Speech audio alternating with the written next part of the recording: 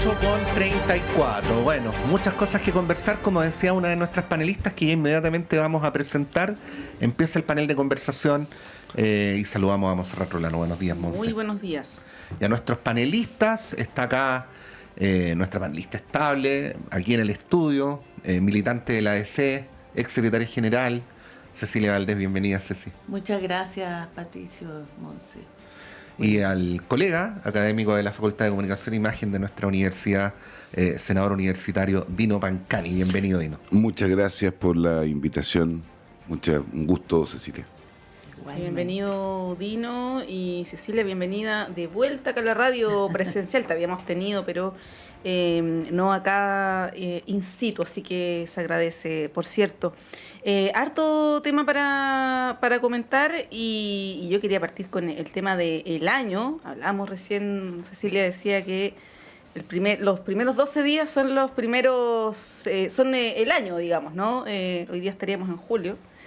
Y bueno, partimos el año de una manera bien tremenda, ¿no? Con esto que ocurrió en Venezuela. Algunos celebran, otros cuestionan la decisión del presidente de Estados Unidos. Digo, el presidente, ¿no? Porque fue una decisión que no se tomó con el Congreso. En fin, ya lo sabemos. Y esto tiene como varias aristas. Ayer tratábamos de entrarle al tema local, cómo el sistema político chileno lo ha ido procesando, y ayer hubo un tuit del presidente Boric en la tarde que algunos dicen que es bien innecesario, porque el punto ya estaba hecho. La ministra vocera habló el lunes, explicó la posición del gobierno, que también se hizo el fin de semana, calificó de serviles a quienes alaban, ¿no?, al presidente de Estados Unidos. No queda claro a quiénes se refería, hacia Corina Machado, hacia Javier Milei, José Antonio Kast, a todos ellos. O los anteriores. Y claro, es un comentario que es propio de un presidente de partido, de un parlamentario, pero del presidente de la República ahí me entra la duda, ¿no? ¿Qué les parece este comentario, que también fue cuestionado obviamente por la oposición? Si quieren hacer alguna reflexión sobre eso, o alguna otra arista de este tema, ¿no?, que es tan amplio y es tan complejo, Cecilia.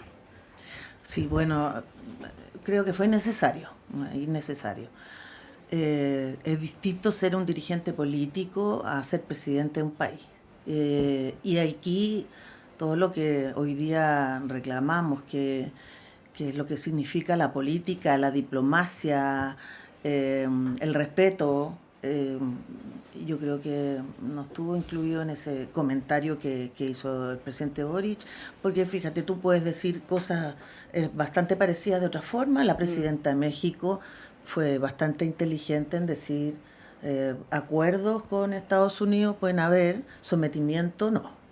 Entonces ella también marca, hay una diferencia, pero lo dice sin ofender a otros mandatarios. Entonces yo creo que cuando uno tiene cargos de esta estatura y representa a una nación, hay que tener ojo con las palabras y con las frases que se dicen. Sí, yo creo que se pueden analizar las cosas por separado, porque agrego nomás a lo que decían ustedes, que igual el posteo del Departamento de Estado que contesta al presidente de la República es bien tremendo, la verdad. Dice, este es nuestro hemisferio, ¿no? Con la foto de Donald Trump. Con la foto de Donald Trump, ¿no? La cuenta del Departamento de Estado, la cuenta de Twitter, tiene posteos de ese tipo todos los días. Sí. Es bien habitual. Claro, Dino. Yo no sé si era necesario o innecesario, ¿no? Yo creo que de alguna manera es propio de una generación que el presidente es parte de esa generación también, en un tiempo en donde las comunicaciones políticas también se hace a partir de estas palabras más fuertes, ¿no? Pero creo que desde eso es positivo que se remezca, ¿no? Que haya un remesón en donde lo que aparece como algo normal, que este señor diga que este es su hemisferio, alguien salga que tiene fuerzas distintas, no que lo diga un presidente de la República, que lo diga un presidente de partido, que alguien salga y lo cuestione con palabras fuertes. Recordemos que Salvador Allende le llamó general rastrero a César Mendoza Durán, y era un general rastrero. En este caso, a mí me parece que indudablemente que hay un servilismo, ¿no? No solo en la posición que adoptan, ¿no? Sino que en el lenguaje que tienen también, ¿no? Es decir, de hablarle al jefe, hay una posición de espinita de parte de estos mandatarios y también del presidente electo, ¿no? En donde no hay ningún cuestionamiento y tampoco hay una problematización de lo que ocurrió, ¿no? Porque uno podría decir, ok, lo problematiza y luego toma una posición, ¿no? Pero lo que hacen es alabar con palabras en las cuales rápidamente a las 2 de la tarde ya sabíamos que no era la democracia, siempre lo supimos, ¿no? Pero lo reconfirmaba Trump diciendo, no es la democracia lo que me interesa a mí es el petróleo, por lo tanto las personas que estaban en Parque Almagro debiesen haber vuelto a sus casas, ¿no? A decir, mira, en realidad esto no nos va a ayudar en nada a volver. Cambian los dueños y la ruta del petróleo probablemente no van a ir hacia los países, como dijo Trump, ¿no? O Rubio, ¿no? Contrario a Estados Unidos o en concurso con Estados Unidos, sino que van a ir directamente a Estados Unidos. Desde eso creo que no siempre funciona, pero creo que la forma del presidente a mí me parece que hace que, por ejemplo, estemos hablando hoy sobre el tema, ¿no? De lo contrario, podríamos sentir o podríamos pensarnos nosotros, digo, en términos generales, como que no pasa nada. En realidad, el mundo, somos el hemisferio de Estados Unidos y lo que tenemos que buscar es su protectorado y no molestarlo para que no vaya a extraer un presidente. ¿Qué es la extracción de un presidente? A propósito del lenguaje, ¿no? Es secuestrar un presidente.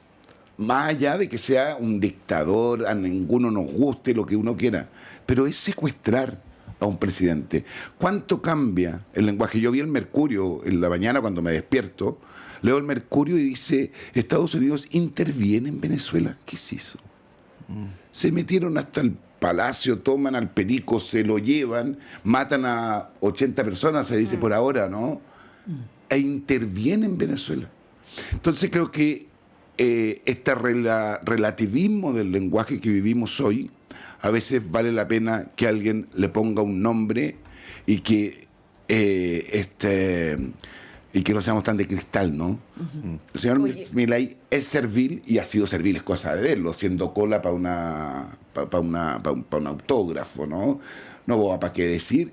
Y el señor de acá no es muy distinto. Oye, a propósito de la extracción, intervención o como le queramos decir, el principal argumento es que Nicolás Maduro es el líder de una asociación ilícita narcoterrorista que se le ha denominado el Cartel de los Soles. Bueno, ayer, no exactamente, el Departamento de Justicia de Estados Unidos afirmó que no existe el Cartel de los Soles, con lo que también se empieza a despedazar el argumento. Eso no quiere decir que Maduro no tenga que estar preso, ¿no? Pero por otras razones probablemente, claro, que las que argumenta Estados Unidos. Y no en Estados Unidos. Ahora, la deriva que han tenido los acontecimientos, Monse, no sé si es bien asombrosa en muchos sentidos. O sea, quien incluso pensó que podía llegar a pasar algo como esto, yo creo que nadie lo imaginó que hubiera sido de este modo, ¿no? Con Delcy Rodríguez a la cabeza. Y yo creo que a propósito de lo que decías, Dino, creo que uno de los factores interesantes a conversar, porque no lo sabemos del todo, por de pronto no tenemos certezas, pero la suma de los hechos empieza a configurar la idea verosímil de que esto ha sido una negociación, ¿no? Entonces tiene todos los elementos que tú cuestionas, Dino, pero al menos cobra sentido la idea de que eventualmente alguien desde dentro de Venezuela o desde dentro del régimen consintió lo que está pasando, ¿no? ¿Y por qué lo planteo? Porque esto obliga como que a que las posiciones más como de trincheras a este respecto empiecen a ser como objeto de solicitudes de complejización. Porque por un lado ya, uno puede criticar obviamente el secuestro de Maduro y así sucesivamente, pero si finalmente Delcy Rodríguez termina consintiendo lo que dijo Trump, que vamos a ver si es cierto o no, de que Venezuela le va a traspasar 50 millones de barriles diarios a Estados Unidos. Bueno, ya ahí el argumento como del blanco y negro de la lucha entre el imperialismo y los países que son víctimas de aquello ya empieza a tener algunos matices, ¿no?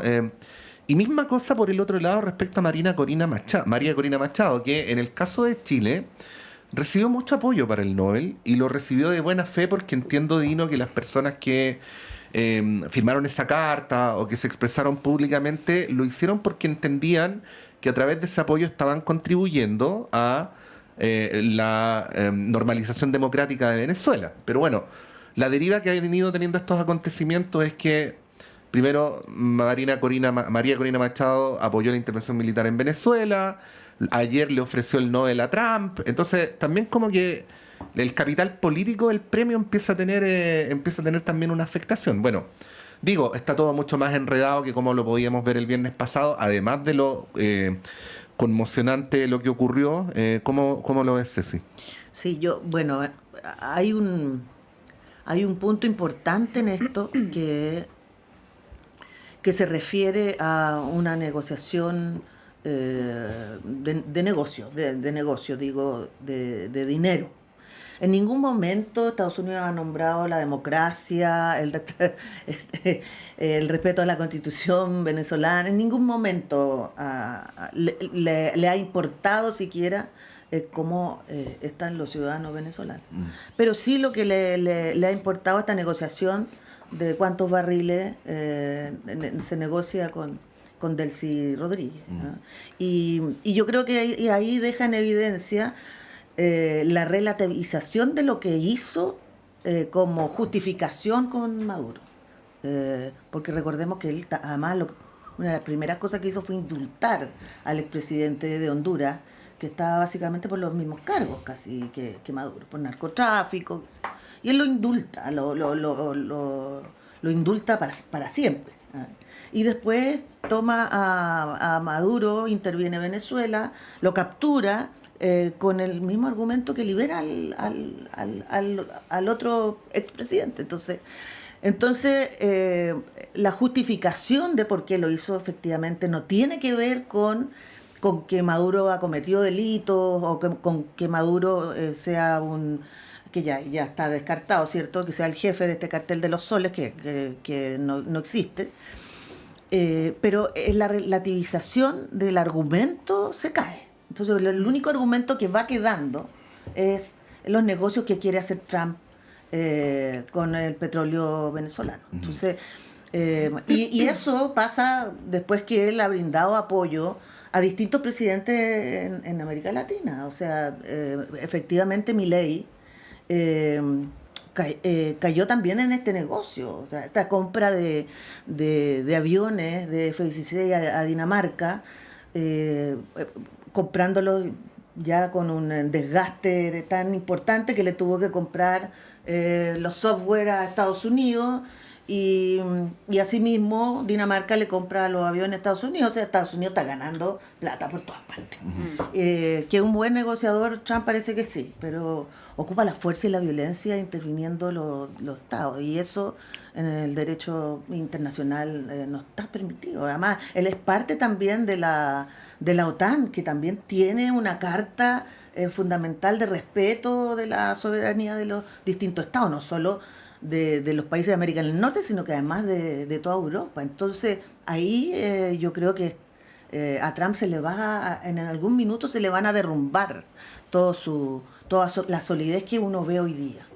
Sí, bueno, a propósito del tema del cartel de los soles, que no exista este cartel no quiere decir que no haya vínculos entre el régimen venezolano y el crimen organizado. De hecho, hay una investigación liderada por el fiscal Barros acá a propósito de el caso de Ronald Ojeda, que apunta directamente a Diosdado Cabello como quien dio la orden para asesinar y todo lo que sabemos de ese crimen bien horrendo, donde están vinculados personas del Tren de Aragua, ¿no? Entonces ahí eso es algo que está en investigación, pero es una hipótesis plausible, ¿no? Ayer, Dino, para ir cerrando este tema, hubo dos conferencias de prensa que me parecieron bien llamativas y muy contradictorias entre sí. Una de Donald Trump, que además fue bien ridícula porque dijo que Maduro lo imitaba en el baile, y hizo unos gestos incluso medios obscenos, ¿no? Bien ridículo su puesta en escena. Habló de que los venezolanos eran feos y un montón de comentarios bien burdos, la verdad, y no dignos de un jefe de Estado, de cualquier país, digamos, menos de Estados Unidos. Y por otro lado, no sé si fue Diosdado Cabello o Vladimir Padrino, que en Venezuela también dijo, vamos a perseverar en que el presidente Maduro, que es nuestro presidente legítimo, vuelva, haciendo una defensa del gobierno, ¿no? Y es bien llamativo lo que pasa. O sea, evidentemente todo esto que se declara no es lo que realmente se conversa y no es lo importante, pero no deja de llamar la atención. Y María Corina Machado, con lo que mencionaba Pato del premio Nobel, pese a que Donald Trump la ninguneó. Entonces es llamativo, ¿no? Estas señales que se dan, no sé cómo las lees, cómo las interpretas. Sí, ahí, bueno, bien cortito, el Instituto Nobel le aclaró anoche a María Corina Machado, siempre digo Marina Corina, ¿no? María Corina Machado. La abrevias. Que el Nobel no lo puede endosar, ¿no? Que es indelegable. Sí. No sé si tenía bien claro, sí. María Corina Machado, Sí. qué es lo que era el premio Nobel. Mira, yo creo que todo esto es feo. Voy a ser coloquial son feos, es feo Trump y es feo también Venezuela, ¿no? Pero no los venezolanos. No, feo la situación. No, la situación. Acá no hay nada de épica. En algún minuto, cuando uno se despierta, o yo me desperté al menos, con la información, uno dice, no, acá no, y pasan los minutos, las horas, uno lee, inmediatamente dice, acá hay algo raro, ¿no? Sí. Acá hay algo raro. Que además los partidarios férreos de Venezuela se niegan a nombrar, ¿no? Acá hubo traición, hubo la entrega de un sujeto a Estados Unidos, pero también se niegan porque se les desmorona, ¿no? Se les desmorona el discurso que quieren que sea épico, pero que hace mucho rato dejó de ser épico el discurso venezolano, sé que alguna vez lo fue. Y Estados Unidos, Trump en particular, son estas puestas, acá hay una puesta en escena, acá hay otra puesta en escena que es Trump, ¿no? Un vulgar, es matón, ¿no? Es vulgar, es ordinario, ¿no? Pero uno podría tener el mismo sujeto, pero con un poco más de fineza, ¿no? Diciendo exactamente lo mismo y haciendo exactamente lo mismo, pero con un poco más de fineza. Pero hay tanto desparpajo, por eso creo que es importante que digan serviles, ¿no? Es servil no solo a las acciones, que siempre lo han sido por lo demás, siempre el sector que representa Milei, Noboa y Kast, siempre han entregado los países al capital, ¿no? Cómo se reactiva el antiimperialismo, por ejemplo, una palabra que ellos mismos decían que no existía. ¿Alguien podrá decir hoy día que la palabra imperialismo no existe cuando dice mi hemisferio? Es que es una palabra de modé, que es una palabra de los 60, No, pero es una palabra tremendamente... Departamento de Estado. Así es, Sí. es una palabra que tiene mucha, que siempre ha tenido, que tiene mucha actualidad. Lo que tiene y lo que nos confunde, al menos a mí, lo que confunde es que la causa no queda tan clara, ¿no? En algún minuto había una utopía, había un comportamiento, un lenguaje, y hoy día nada de eso existe, porque los pasitos de Maduro en su minuto también daban vergüenza, ¿no? Entonces es difícil abordarlo y uno se queda y dice, a propósito de que comentábamos a la entrevista anterior, ¿no? Sí, a la profesora Paulina. Es decir, claro, parece... Israel nos enseñó a decir que el derecho internacional no existe, ¿no? Y que da lo mismo cuánto digan, va a seguir bombardeando y sigue bombardeando Gaza China, y matando. Entiendo que China no ha bombardeado Taiwán. No, pero ha tenido actitudes que... Y en Rusia hay una guerra también, ¿no? Es decir, no es equiparable, a mi juicio, no es equiparable lo que Israel hace particularmente con Gaza, ni Rusia con Ucrania, y mucho menos China con Taiwán. Pero nos enseñaron, o lo que vemos es que el derecho internacional es parte de una canción ya que aparece absolutamente vacía. ¿Por qué destaco la entrevistada anterior?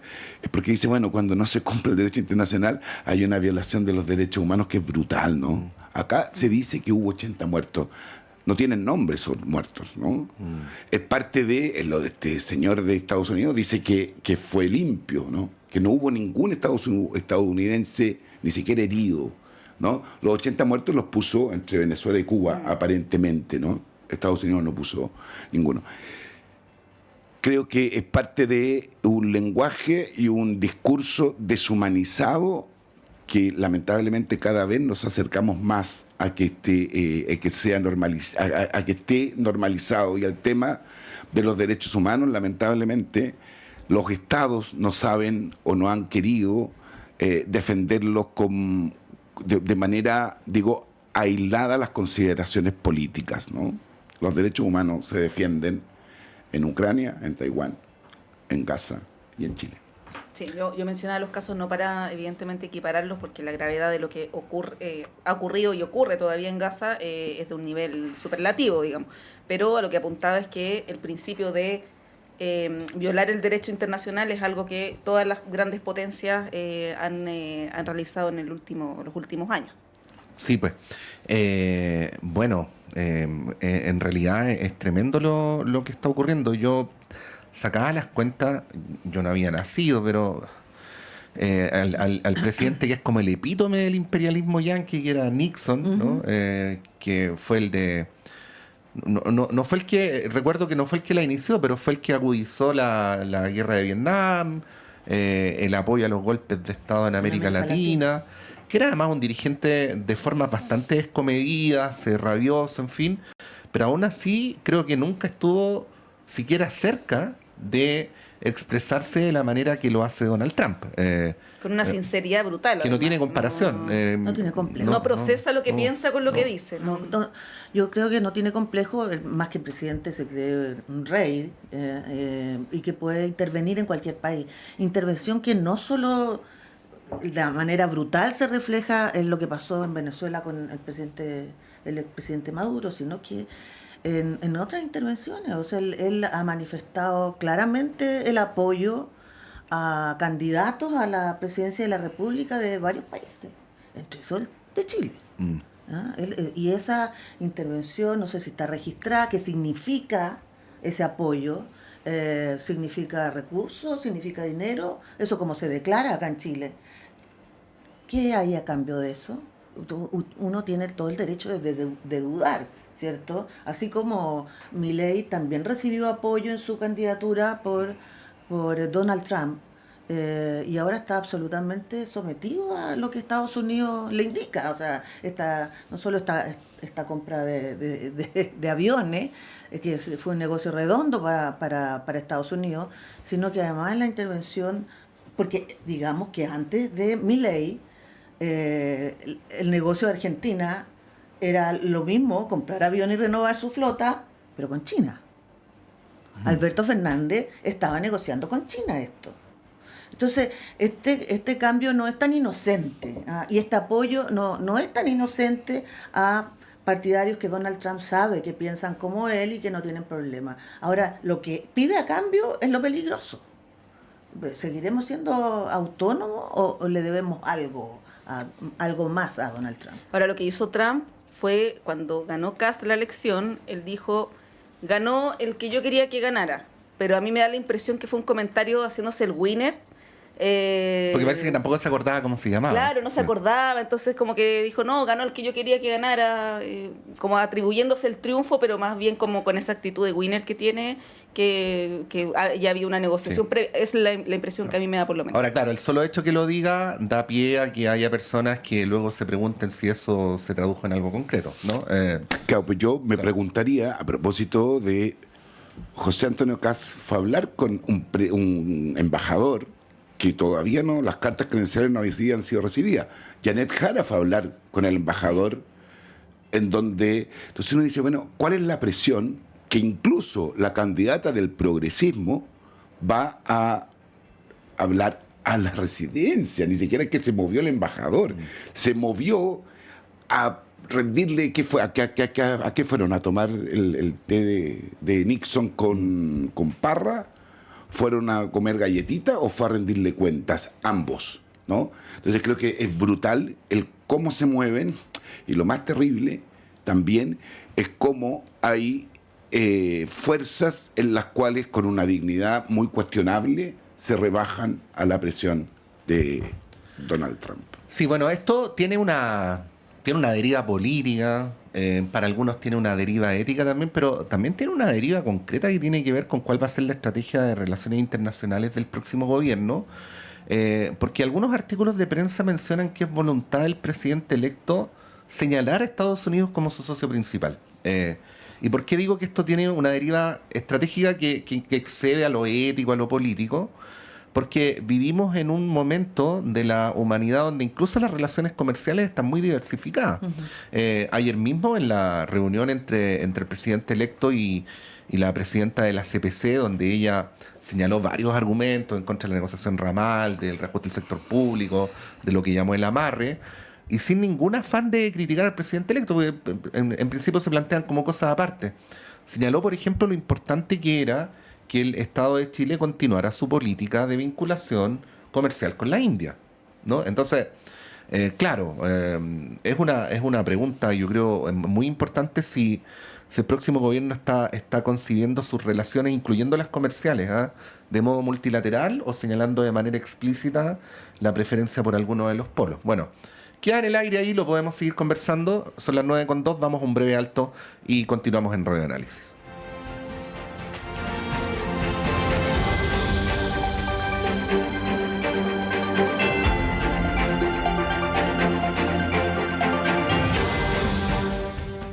Llevar el nombre de todo un país es un orgullo, pero sobre todo es una gran responsabilidad. En la Universidad de Chile transformamos el conocimiento en progreso para nuestro país. Con una excelencia que lidera en ciencias, artes y humanidades, buscamos a quienes tomen el desafío de mover la frontera de lo posible y crecer con libertad de pensamiento. Postula y fórmate en el lugar donde se generan los reales cambios. Tu lugar está aquí. Universidad de Chile, admisión 2026.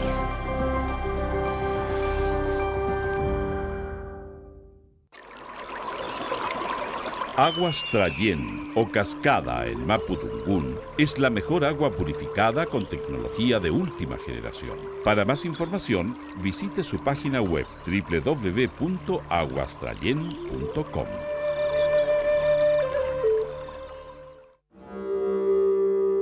Hola, soy Alessandra Buroto y junto al equipo de Travesías, Arte y Política te queremos invitar a sintonizarnos cada jueves a las 5 de la tarde por el 102.5 de Radio Universidad de Chile. ¿Cuáles son las derivas del arte actual, sus prácticas, problemas de interés, su relación con la vida cotidiana y la política y con los sucesos del mundo de hoy? Entrevistas, conversaciones, cartelera y mucho más. Travesías, Arte y Política es un viaje por las derivas del arte en Chile y Latinoamérica. También puedes escucharnos cuando quieras y donde quieras en Volver a Escuchar en www.radio.uchile.cl.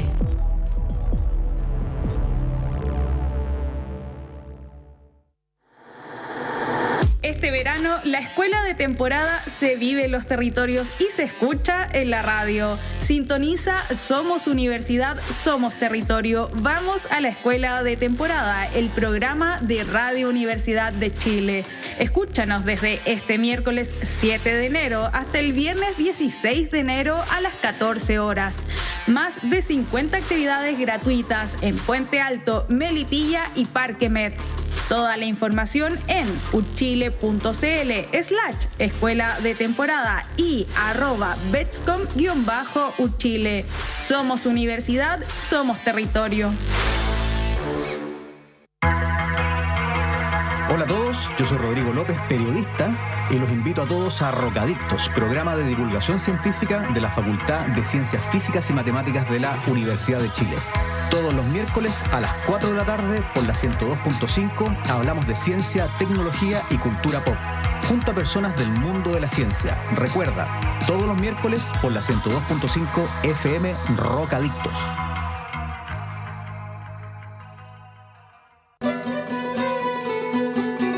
Radio Universidad de Chile, 102.5 en la banda de frecuencia modulada, te invita a escuchar Caleidoscopio de la Salud. del Departamento de Enfermería de la Universidad de Chile, un programa que respeta la autonomía y apoya la decisión informada de las personas frente al cuidado de su salud y la de otros. 110 años a la vanguardia de los ciudadanos en la salud del país. Caleidoscopio de la Salud, todos los sábados a las 12 horas.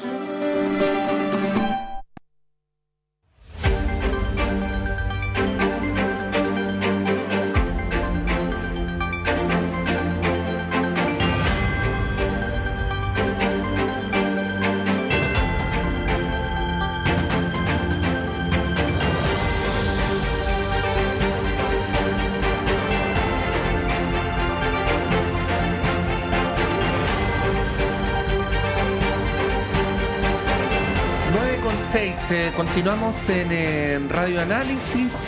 Veníamos hablando de la situación de Venezuela, que hemos tratado de decir que es mucho más que la situación de Venezuela, corresponde al orden mundial, al derecho internacional y así sucesivamente. Bueno, Cecilia, tú querías hacer un agregado. Sí, porque no respondí una pregunta que tú me hiciste. Efectivamente, el premio Nobel que se le entregó a María Corina Machado fue bien cuestionado en su momento. Acuérdense que hubo hasta manifestaciones afuera de donde se iba a entregar el premio Nobel. Y ella ya en ese tiempo, ella apoyaba a Estados Unidos para que tuviera esta intervención. Entonces, era bien raro, ¿cierto?, que un premio Nobel apoyara una intervención a un país cuando se supone que es el premio Nobel de la Paz. Y eso era como ya muy raro. Y hoy día yo creo que ratifica eso cuando ella intenta compartir este premio con Trump y le dicen, y le explican más o menos el premio que había recibido, porque parece que no entendía mucho el alcance. Pero como hoy día quedó fuera de juego, absolutamente al margen, yo creo que ella está tratando un poco de involucrarse en esto, con estas noticias. Voy a compartir el premio con Donald Trump y qué sé yo. Yo creo que todo eso ha hecho que la imagen de María Corina Machado haya empezado a tener una caída. Y ya no es la misma opinión que se tenía hace un año atrás de ella, lo que hay hoy día. Entonces, también la oposición venezolana queda con liderazgo bastante cuestionado. O sea, es difícil ahí poder cumplir, digamos, una transición pacífica cuando la oposición a Maduro ha sido bien atomizada siempre, nunca se han puesto de acuerdo. Entonces, ahí se corre el riesgo, y ya con esta imagen de Corina Machado más borrosa, yo creo que ahí ya hace mucho más difícil lo otro. Bueno, el tema de Venezuela nos remite también, lo comentábamos ayer, a las señales, cuál va a ser la política exterior del presidente Kast, ¿no? Está la incertidumbre sobre el nombramiento del canciller, que es muy importante, uno de los ministros más importantes, y en este contexto cobra más relevancia aún. Y ayer se dieron algunas señales respecto del gabinete. Primero se dijo que no iba a ser el 15 de enero, sino que va a ser el 20, donde se van a entregar los nombres, pero a propósito de sinceridad, la secretaria general del Partido Republicano, Ruth Hurtado, en una entrevista ayer en la mañana, dijo que había nombres confirmados. Habló de Jorge Quirós, habló de en Hacienda, que eso después también se ratifica en la reunión con los empresarios.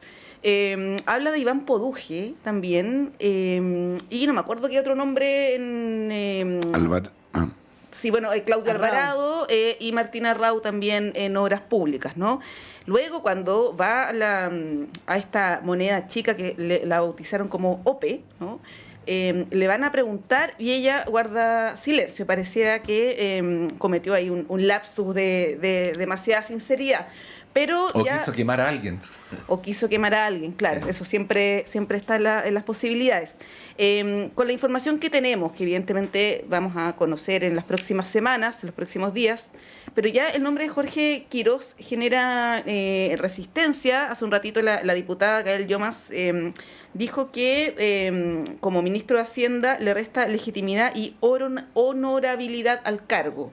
ella es integrante de la Comisión de Hacienda, y en general ha habido reacciones bien adversas desde el oficialismo, futura oposición. Se ha dicho que se premia la corrupción. Él ha estado vinculado como asesor, ¿no? Él ha estado vinculado al mundo privado siempre. Ella ha trabajado con distintas empresas elaborando informes. ¿Qué les parece la figura de Jorge Quirós y las señales que se han dado hasta el momento? Bueno, Claudio Alvarado es más o menos evidente, ¿no? Y alguien que nos genera mucha resistencia.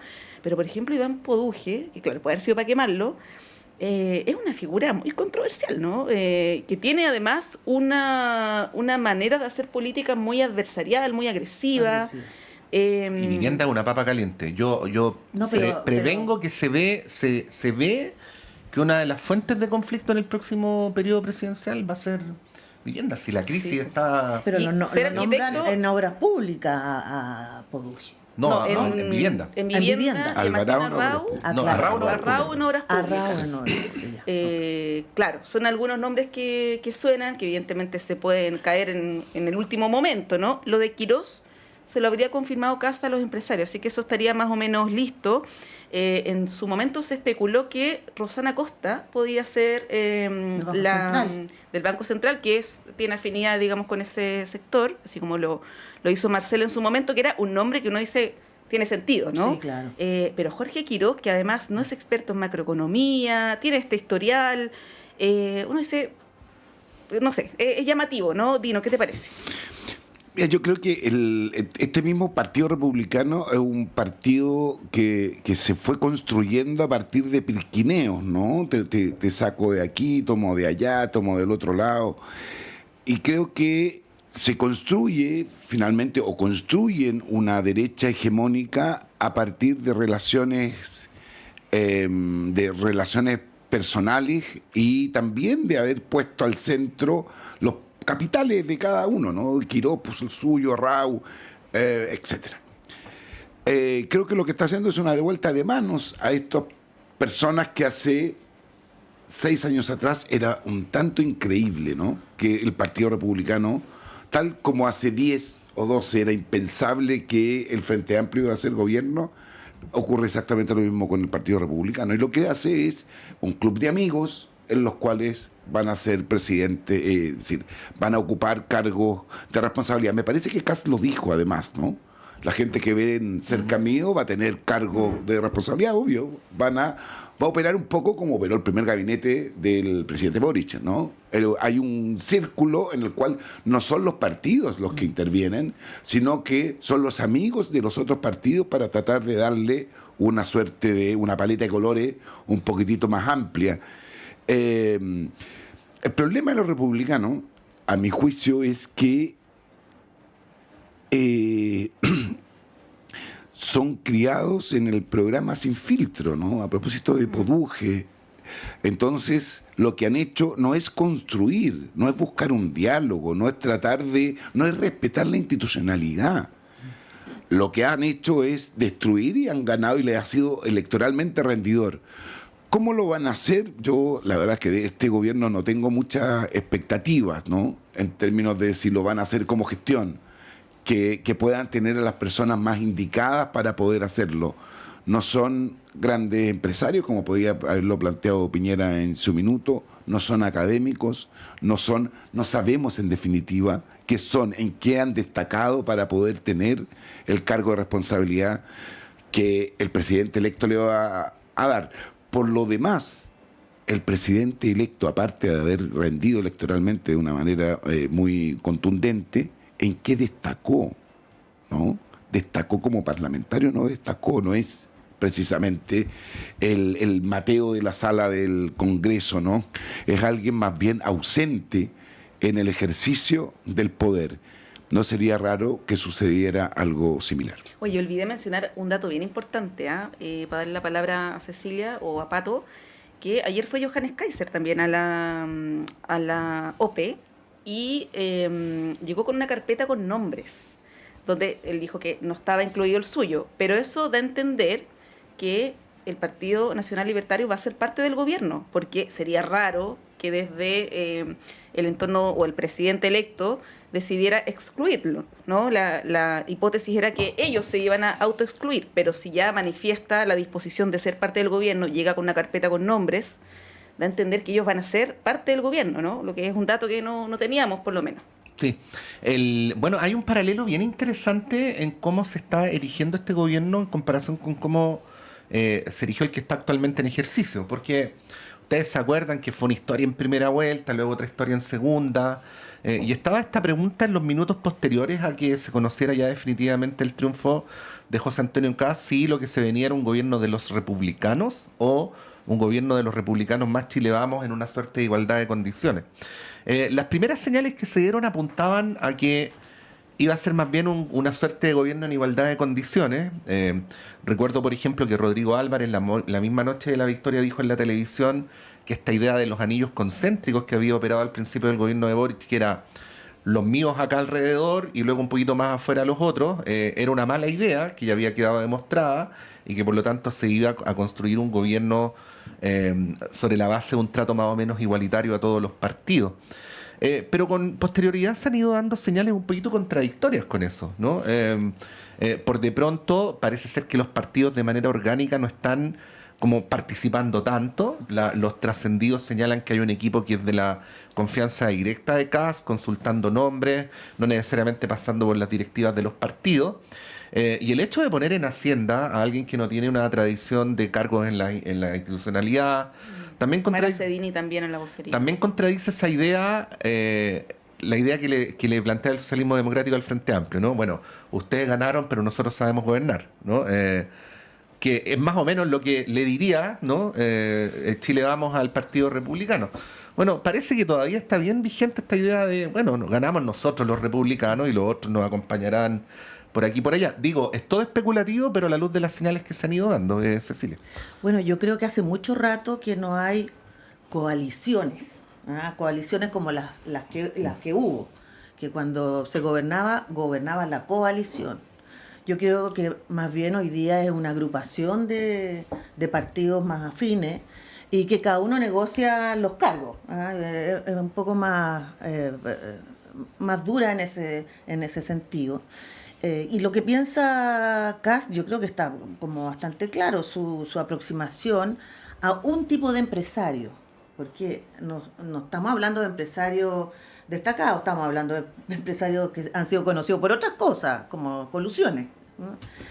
O estamos viendo que, no sé, en algún minuto también en relaciones exteriores, la Cancillería se nombra a Pérez Maquena como posible canciller, gerente de Quiñenco, de una de las empresas Luxic. Entonces, la visión que Kast tiene del Estado es efectivamente de negocio, más que el punto político. Ahora yo creo que el republicano hace rato que se comió a la derecha más tradicional. Y van a gobernar ellos, y los demás, bueno, negociarán sus cargos para introducir algunos nombres, pero con ninguna influencia en las decisiones. Y yo creo que eso ha venido pasando hace rato.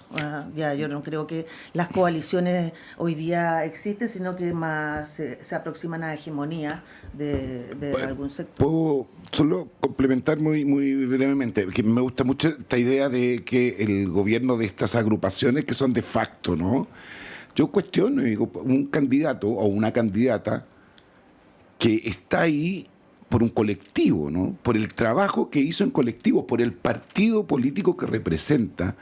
No obstante, lo que nosotros escuchamos en las candidaturas es los presidentes de partido decir la candidata o el candidato puede elegir lo que quiera, puede decir lo que quiera, le damos toda la libertad. Creo yo que eso hace que no siempre los elencos que se eligen para conducir un país o para conducir una campaña sean los más apropiados, ¿no?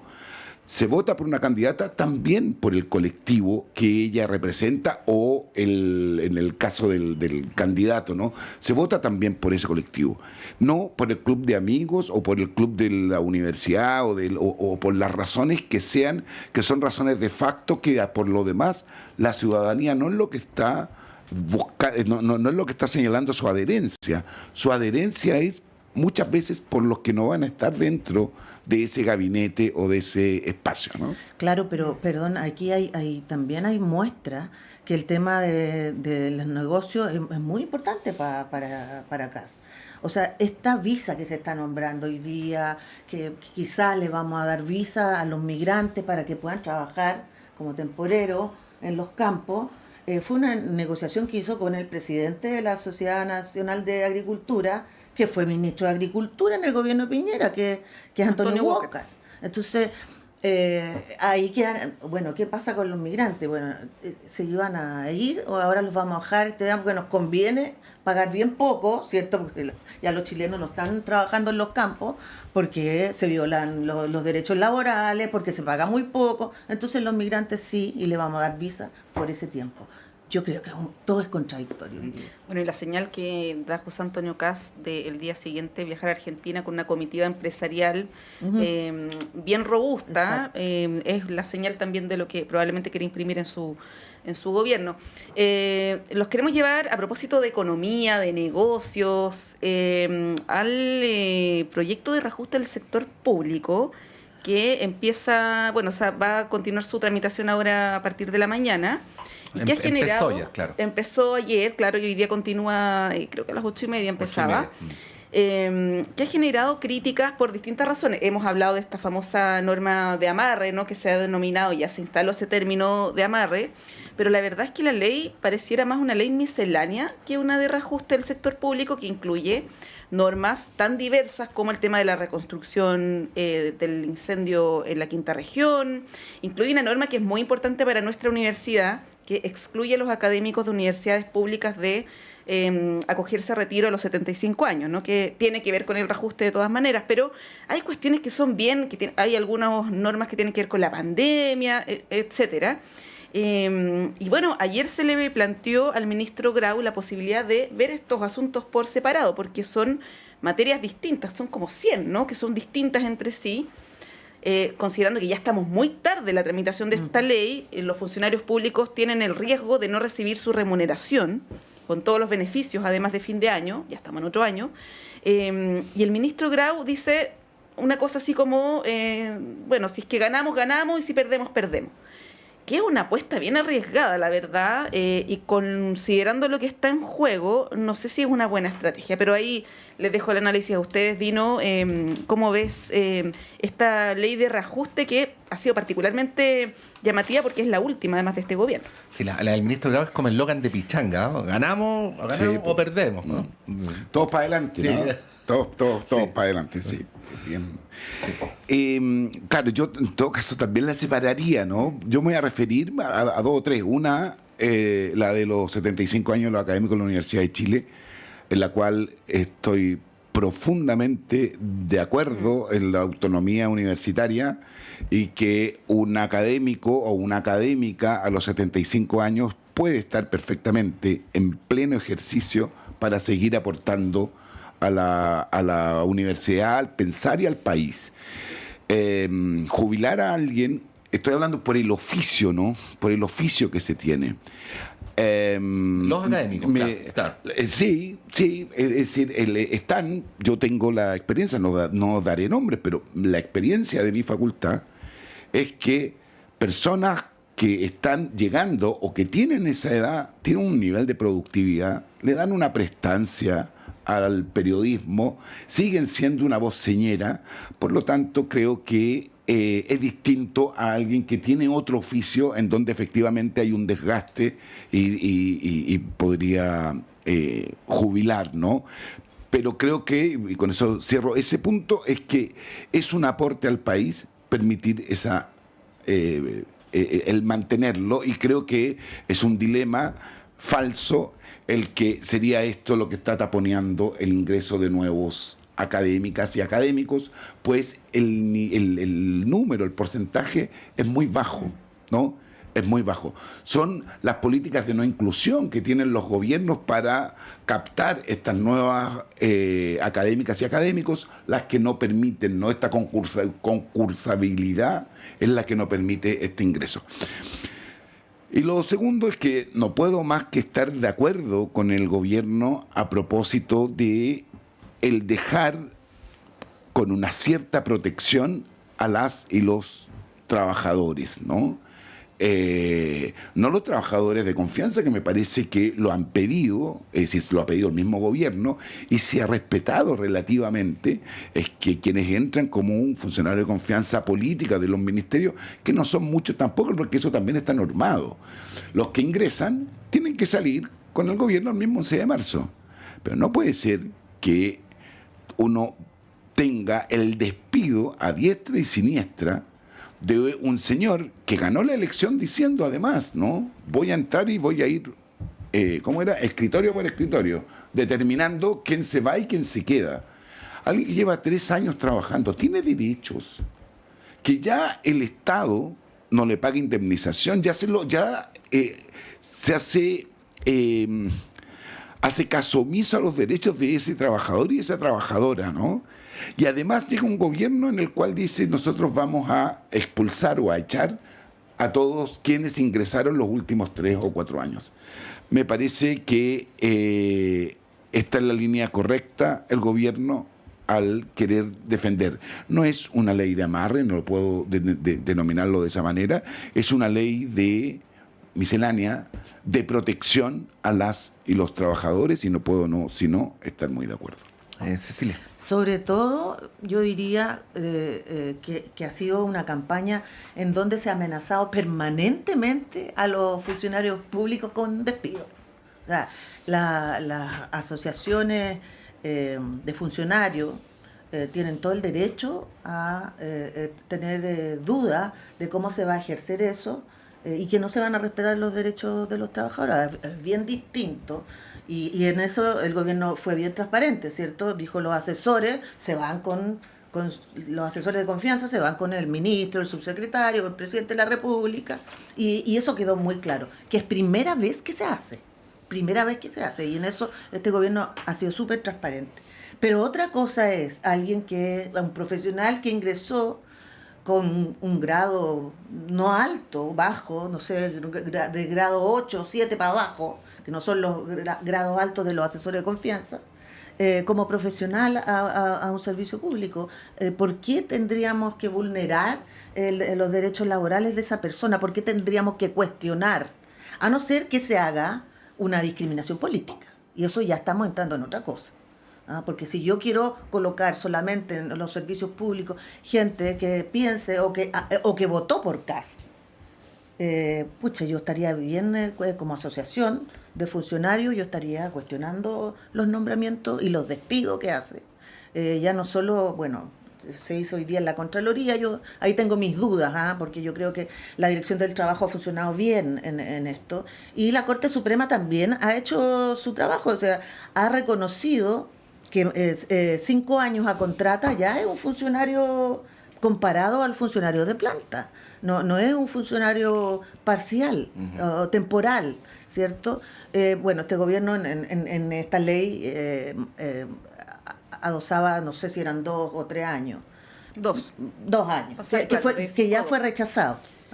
Pero lo que establece la Corte Suprema es decir 5 años porque es 1 año más que un periodo presidencial, que a mí me parece que como cuerdo cuando no existe la ley. Pero ojo con esto, porque se puede manifestar como una discriminación política laboral, y eso está penado. Bueno, el ministro Grau dijo el lunes en Tolerancia Cero que él creía que no se iba a aprobar. Es probable, dijo, que no se apruebe. Sí, bueno, genera unanimidad ni siquiera en el oficialismo. Claro. Y bueno, no vamos a alcanzar a hablarlo acá, pero el concepto del amarre, que es un concepto que, en mi opinión, como todas opinables, es discutible, su fundamento, es un concepto que, sin embargo, se posicionó muy rápido, ¿no? E incluso quienes no están de acuerdo con la idea del amarre usan la palabra amarre. Entonces, ahí hay una cuestión que es como una... Y se le olvida que el amarre lo recibió el primer gobierno en democracia por este estatuto administrativo y estas leyes fundamentalmente nacidas por Jaime Guzmán. Porque yo creo que se mezcló, ¿no? Es decir, a mi juicio es el... Claro, tú tienes una vocería y una prensa en donde instala amarre, Y hay un regalo que el gobierno da también para eso, ¿no? Tratar de meter a la defensora, a Patricia Muñoz, a un mes, y uno dice efectivamente lo razonable era decir el 12 de marzo, nómbrala tú, ¿no? ¿Para qué nombro a alguien, además con un perfil tan marcadamente como el de Patricia Muñoz?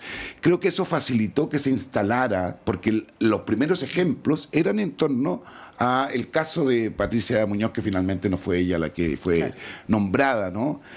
Un flaco favor, nuevamente la comunicación política, un flaco favor se le hizo al resto de los trabajadores porque se metió en el mismo saco. Oye, y también hay que decir que el momento en el que ingresa el proyecto, el 5 de enero, es bien insólito que ocurra. Los gremios han manifestado sus críticas al gobierno. El ministro Grau argumentó que la ley de presupuesto había retrasado todo, pero la ley de presupuesto se aprueba siempre el mismo día, todos los años. Entonces, argumentar eso como excusa, como pretexto, pareciera no ser verosímil, ¿no? Es bien insólito, la verdad, y lamentable para quienes ven en riesgo su remuneración, que es bien importante. Bueno, llega el panel hasta acá. Cecilia Valdés, muchas gracias. Gracias a ustedes. Dino Pancani, misma Placer. cosa. Muchas gracias a ustedes. Vamos a un breve alto y a la vuelta Diana Porras con ustedes, porque vamos a hacer un anuncio que hacemos todos los años en esta época y que vincula a nuestra radio con uno de los festivales más importantes del verano en el país. Vamos y volvemos.